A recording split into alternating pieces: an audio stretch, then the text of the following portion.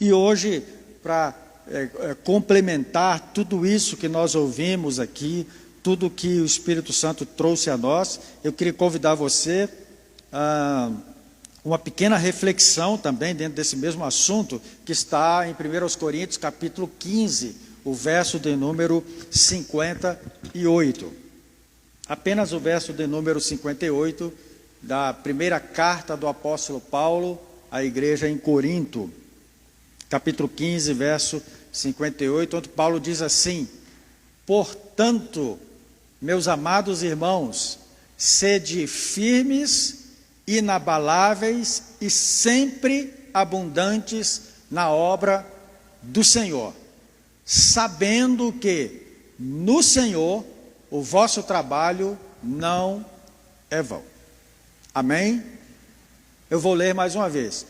Portanto, meus amados irmãos, sede firmes, inabaláveis e sempre abundantes na obra do Senhor, sabendo que no Senhor o vosso trabalho não é vão.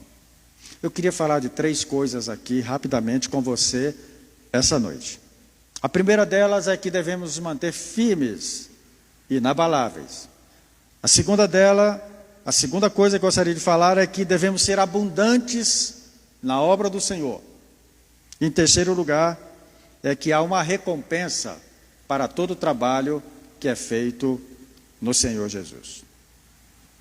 O texto começa dizendo, portanto, e nós já aprendemos aqui, e sempre que um texto, um versículo, um trecho bíblico começa com portanto, ele está nos conduzindo para a parte anterior do texto, porque é uma aplicação, ou seja, depois de tudo que eu disse, portanto, façam isso. E o apóstolo Paulo está falando sobre a questão do arrebatamento, da transformação do nosso corpo, que aqueles que estão dormindo em Cristo receberão um novo corpo. Ele fala de que todas as coisas corruptíveis terão que se revestir da incorruptibilidade, e tudo que está perecível nesse mundo precisa se revestir, não é, disso que é imperecível. Tudo vai ganhar uma nova forma, uma nova consistência, um novo conteúdo. E este assunto é um assunto muito complicado de entendimento, porque ele se relaciona à ressurreição, e há muitas teorias sobre a ressurreição, mas ele diz que há um inimigo a ser vencido, e este último inimigo a ser vencido é a morte, que é o nosso aguilhão, que é aquilo que nos espeta, porque a morte é o salário do pecado. Então nós estamos sempre sendo espetados pela morte o tempo todo por causa do pecado. Mas a morte será vencida, não é? Porque Jesus Cristo é a nossa vitória, não é? Porque em Jesus Cristo nós temos a vitória, a graça de Deus, não é? Em Jesus Cristo nos deu a vitória. E aí ele diz, portanto. Então, quando a gente não entende muito bem um texto bíblico, quando há uma teologia muito difícil de compreensão, a Bíblia sempre nos chama a atenção para a prática, para a gente não ficar preso em assuntos teológicos e tentando definir teologicamente o que aquilo significa. Então Paulo está dizendo, muito mais importante ficar tentando descobrir quem está correto sobre a doutrina da ressurreição. Façam o seguinte: mantenham-se firmes e inabaláveis, e sempre abundantes na obra do Senhor, sabendo que no Senhor o vosso trabalho não é vão. Então, sempre que me deparo com partes difíceis da Escritura, eu me lembro que existe uma ortopraxia, aquilo que eu devo fazer. Enquanto eu não entendo, eu vou fazendo, vou vivendo, vou intencionalmente trabalhando. E aí ele está dizendo, irmãos, sede firmes. Sede firmes. Nós temos uma vocação. Nós fomos chamados para trabalhar. Nós fomos chamados com uma missão. Aliás, só somos cristãos porque estamos na missão. Só somos igreja porque estamos na missão. E a missão é um trabalho. E o apóstolo Paulo diz: irmãos, mantenham-se firmes, sejam inabaláveis. Ora, se ele está trazendo essa recomendação para que a gente seja firme e inabalável, é porque ela é necessária. Porque vai acontecer um momento em que nós vamos titubear, vai acontecer um momento em que nós vamos nos abalar, vai acontecer um momento em que nós vamos querer desistir. Porque quando Deus nos chama para um trabalho, para uma missão, muitas pessoas se enganam. Pessoas pensam: bom, Deus me chamou, eu estou certo, Ele me deu uma vocação, me deu um trabalho a fazer, então vai ser uma bênção. Não vai acontecer nenhum percalço, vai dar tudo certo porque Deus me chamou. Não. Deus te chamou para um trabalho, para uma missão, e você vai sofrer perseguição. Você vai ser criticado. Você vai ter momentos em que você será abalado. Vai ter momentos em que você vai ficar desanimado. Tem momentos em que você vai querer abandonar o trabalho. Vai chegar momentos em que você vai dizer: não vale a pena. E ele disse: sede firmes e inabaláveis. Esse termo firme, sede firmes, ele tem vários significados importantes. Por exemplo, esteja sentado. Sentado no sentido de firme, posto em um lugar, imóvel, seja constante, inabalável, inamovível, seja estável, persistente. Nós estamos numa missão, num trabalho, mas haverá perseguição. Pessoas vão entender, pessoas não vão entender. Você vai encontrar pessoas para ajudar, mas vai encontrar pessoas para atrapalhar. Vai encontrar pessoas que entendem a visão, que compreendem, e vai encontrar pessoas que não entendem, não compreendam. Não compreende. No trabalho, nós vamos encontrar pessoas que dão as mãos para ajudar. Outros vão largar e vão deixar você sozinho. E ele diz: mas sede, meus irmãos, firmes, inabaláveis. Não deixem a obra do Senhor, permaneçam no lugar onde Deus os chamou. O apóstolo Paulo diz certa vez que o Senhor me abriu uma porta. E quando o Senhor me abriu uma porta, ela veio cheia de tribulação.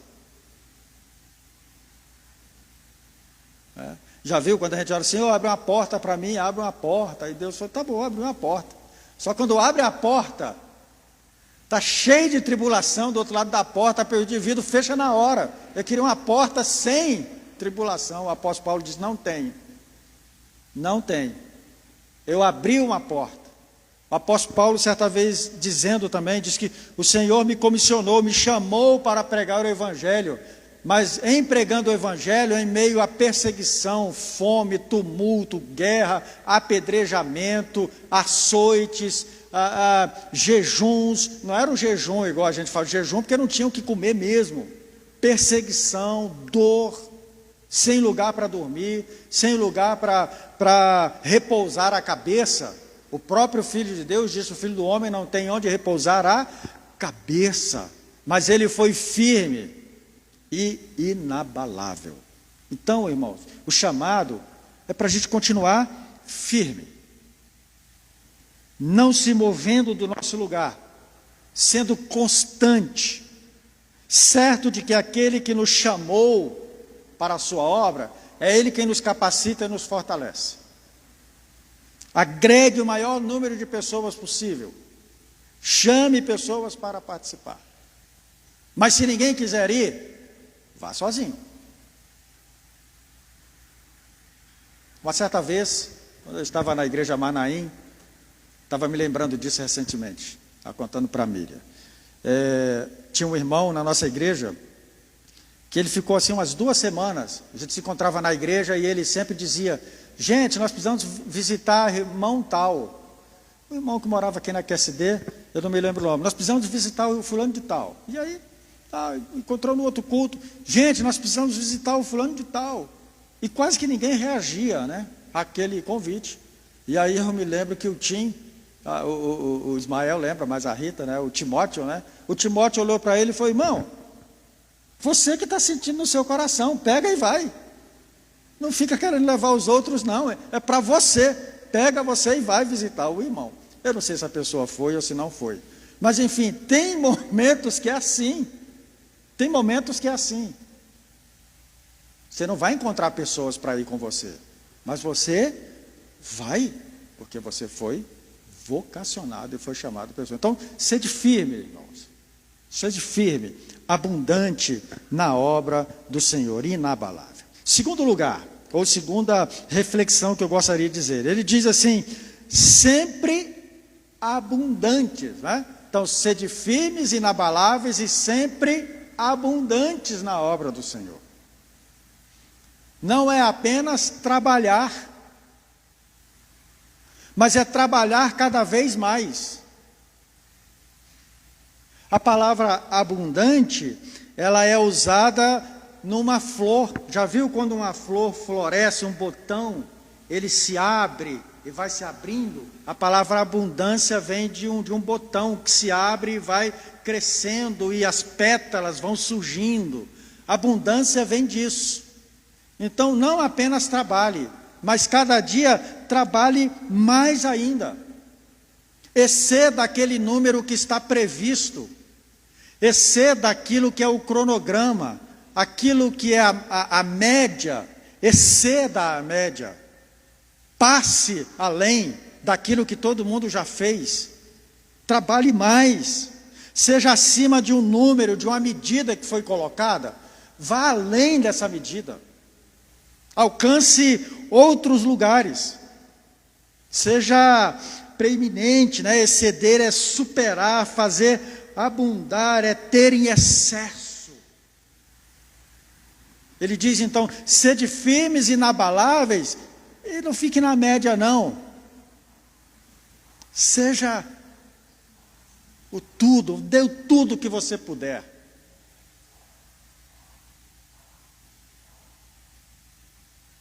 Eu estava conversando, acho que foi com a Ju, recentemente, e dizendo que a gente passou agosto, um tempo, não é, muito gostoso, e talvez tenha alguém que esteja pensando: agora nós vamos descansar, que agosto foi muita coisa, né? Descansar? Nós vamos, setembro tem que ser mais que agosto. Mais que agosto. Porque nós precisamos abundar, crescer, cada dia mais. Já está bom? Não, não está bom não. Vamos mais. 20 anos da IPC, bênção pura. Podemos mais? Muito mais.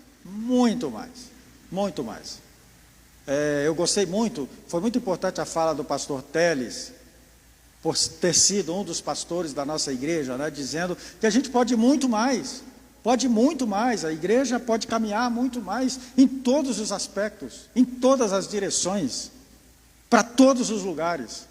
Então não é hora de sentar e dizer: já está bom, nós já fomos, né, o máximo. Não, está dizendo: sede firmes, inabaláveis, mas continuem crescendo na obra do Senhor. Ser abundante significa fornecer ricamente a alguém, de modo que ele tenha em abundância.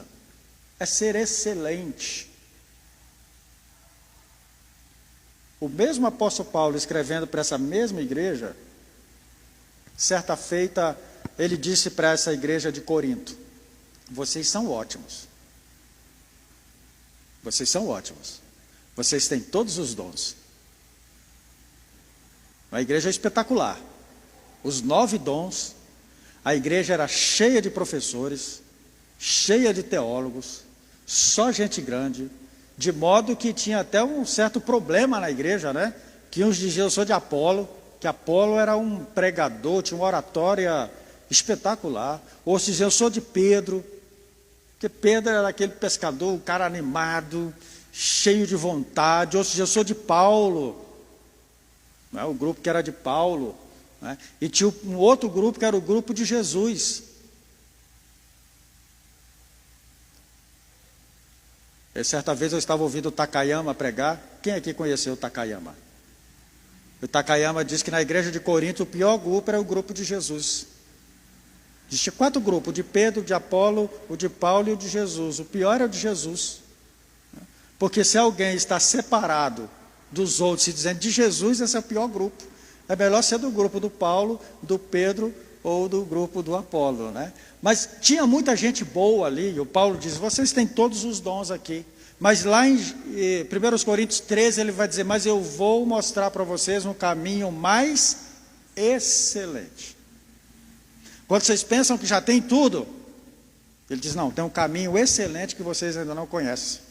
E esse que vocês estão fazendo aqui vai ganhar sentido quando vocês entrarem no caminho excelente, que é o caminho do amor. Porque não adianta nada todos os dons se não tiver amor. Não adianta nada distribuir cesta para todo mundo, se entregar vivo, se não tiver amor. Não adianta falar a língua dos anjos, dos homens, sapatear, fazer pirotecnia, sapatinho de fogo. Não adianta nada se não tiver amor. Não adianta. Não adianta, agora tem a nova, a pisadinha de Jesus. Não adianta a pisadinha de Jesus se não tiver amor. Então sejam abundantes, irmãos. Todos nós aqui podemos mais, podemos crescer mais, podemos em Cristo, Cristo em nós, nos aperfeiçoarmos cada dia mais para toda boa obra. Não dá para fazer a obra do Senhor relaxadamente. Não dá. Não podemos nos conformar com isso. Não podemos nos conformar em fazer a obra do Senhor relaxadamente, sem nos organizarmos, sem nos prepararmos, eu não sou muito adepto, né, da ideia do improviso. Vocês já devem ter percebido, não gosto de improvisos.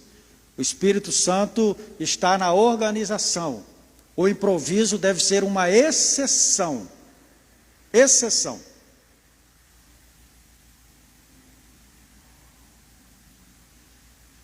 Para vocês entenderem melhor. Eu não gosto, por exemplo, da ideia. Eu cheguei aqui, quem está me ouvindo aqui, ouça bem. Cheguei aqui, preparado, e aí assumo o microfone e digo: irmãos, eu cheguei aqui agora, mas o Espírito Santo mudou. O Espírito Santo mudou. Não quer que eu fale aquilo mais não, é para falar outra coisa. Eu não consigo entender isso muito bem. Como o Espírito Santo não sabia o que ia acontecer depois, né? Como o Espírito Santo foi pego de surpresa. Como foi assim que aconteceu com o Espírito Santo que ele me fez ficar 3 dias preparando a mensagem. Quando chega na hora, ele fala: não, meu filho, eis que eu te digo, você não vai falar isso. Eu mudei de ideia, em cima da hora.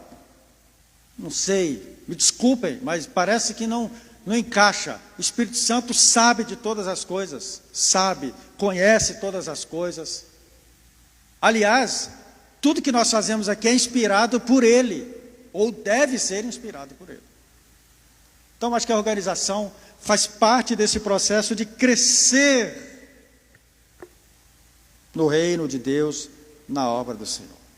Em último lugar, o apóstolo Paulo vai dizer: o vosso trabalho não é inútil quando é feito no Senhor. O vosso trabalho não é vão. O vosso trabalho não ficará sem recompensa. O vosso trabalho não ficará sem a frutificação necessária. Aquilo que você faz no Senhor está plantado e vai frutificar. Seja a coisa mais simples que você fizer, mas se você faz no Senhor, isso vai frutificar. E é muito interessante porque esse trabalho que é feito no Senhor tem 2 coisas que eu quero chamar a atenção: a questão do trabalho e o Senhor. E eu quero começar com o Senhor, porque ele usa uma palavra que é Kyrios, né? Que é o Messias. Então Então, no Senhor é aquele a quem uma pessoa ou as coisas pertencem. Então, trabalhar no Senhor é saber que eu pertenço ao Senhor e tudo o que eu faço pertence a Ele. É o Salmo 24. Do Senhor é a terra, o mundo e tudo o que nele habita ou existe. Então, esse é o Senhor pelo qual eu trabalho, né? É aquele que tem o poder da decisão. Ele é o mestre, ele é o Senhor, é ele quem dispõe de algo para a minha vida. Então, se eu sou chamado, é porque ele me dispôs para isso, ele me capacitou, ele me deu esse dom para que eu pudesse compartilhar ricamente, abundantemente com todas as pessoas. Esse Senhor aí, conforme os originais do texto bíblico, é aquele que tem o controle das pessoas. Nós temos uma tendência muito grande, e termina sendo pelo próprio ambiente que nós vivemos, a apresentar Jesus como Salvador, apenas como Salvador. E nós batemos muito nessa tecla. Jesus é o nosso Salvador, e é mesmo. Jesus tem de ser o seu Salvador e tem de ser mesmo, né? Ele é o nosso Salvador. Mas há um outro elemento da fé cristã, que é Jesus como Senhor. Senhor. O Salvador é aquele que me salva. O Senhor é aquele que me controla, aquele que me dirige, é aquele que ordena, é aquele que diz o que eu devo fazer e eu obedeço. O Senhor é aquele que tem o controle da minha vida, Ele é o soberano, Ele é o imperador, Ele é o príncipe. Então, quando eu trabalho no Senhor, eu trabalho para aquele que é o meu dono, como disse o apóstolo Paulo, no qual eu me tornei escravo. E agora Ele é o meu Senhor. Mas eu sou escravo da liberdade, por minha própria vontade. Porque eu sei que a verdadeira liberdade é ser servo do Senhor. A verdadeira liberdade é ser um servo do Senhor. Aí é onde eu encontro minha liberdade. É esse Quírios, né? Esse Senhor, esse Messias. Então ele diz, o trabalho que é no Senhor, com essa consciência, ele não é vão. E que trabalho? A palavra trabalho está ligado a negócio, a serviço, aquilo com o qual alguém está ocupado. E o trabalho, ele pode comprometer tarefas, empreendimentos, pode ser um trabalho manual, efetuado pelas mãos, pode ser um trabalho artístico, pode ser um trabalho industrial, pode ser um trabalho da mente, um trabalho de ação, tudo que é feito e que é desenvolvido por nós, quando é feito no Senhor, esse Quírios, né? Esse Senhor da nossa vida, isso não é inútil, isso tem uma recompensa. Então, qual é o seu trabalho? Qual é a sua ocupação? Aonde você exerce a sua energia? Já que estou falando para pessoas que compreendem o trabalho como uma bênção, porque ainda tem muita gente que encara trabalho como maldição. Irmãos, trabalho é bênção de Deus. A primeira coisa que Deus deu ao homem, à humanidade, foi um trabalho, porque no trabalho nós somos aperfeiçoados, e no trabalho nós servimos. Jesus disse, eu trabalho, e o meu Pai trabalha até agora. Trabalho é essencial para a vida de um ser humano. Toda pessoa que não trabalha é uma pessoa que dá trabalho. Toda pessoa que não trabalha é uma pessoa que dá trabalho. Trabalho é executar uma tarefa, uma responsabilidade. Não. Por exemplo, temos aqui, os meninos estão estudando. Estudar é um trabalho, até que chegue o momento em que você assuma responsabilidades em função daquele trabalho. Eu trabalho, me aposentei do meu trabalho. Tem muita gente aqui se aposentando, entrando na época de aposentadoria. Você vai continuar trabalhando em outras coisas, mas você não pode deixar de trabalhar. Sempre trabalhando. E aí tem gente que trabalha com a enxada mesmo, tem gente que trabalha manualmente, tem gente que trabalha na arte, tem gente que trabalha com a cabeça, com a mente, e talvez seja um dos trabalhos mais cansativos, não é? Às vezes há até uma certa incompreensão. Às vezes a pessoa chega e diz: eu trabalhei o dia todo na rua quebrando pedra. E é doloroso trabalhar no sol quebrando pedra. E aí encontrou o outro que ficou sentado o dia todinho trabalhando com a cabeça. E aí a ideia às vezes é dizer que quem ficou sentado trabalhando com a cabeça trabalhou muito menos do que quem ficou quebrando pedra. Mas na verdade a gente sabe que não há essa relação. Não é? O trabalho, a ocupação é aquilo que eu faço e desenvolvo responsavelmente. E tudo que eu desenvolvo responsavelmente e que abençoa outras pessoas, quando é feito no Senhor, isso tem uma recompensa. Então, além do nosso trabalho que nós fazemos na nossa vida cotidiana, que nós fazemos no exercício das nossas funções profissionais, onde nós estamos inseridos, nós temos também o que nós chamamos o trabalho na igreja, no templo, o serviço da comunidade.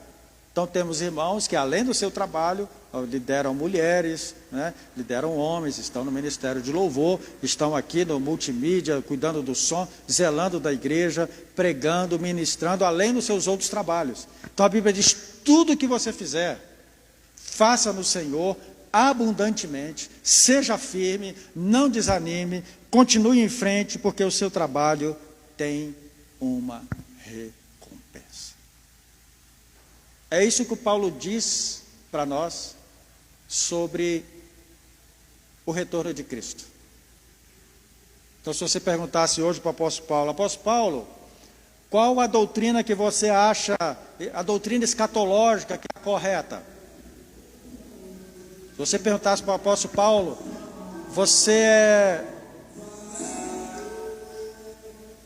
apóstolo Paulo, você é pré-tribulacionista, você é pós-tribulacionista, você é mid-tribulacionista, o que você é? Você é amilenista?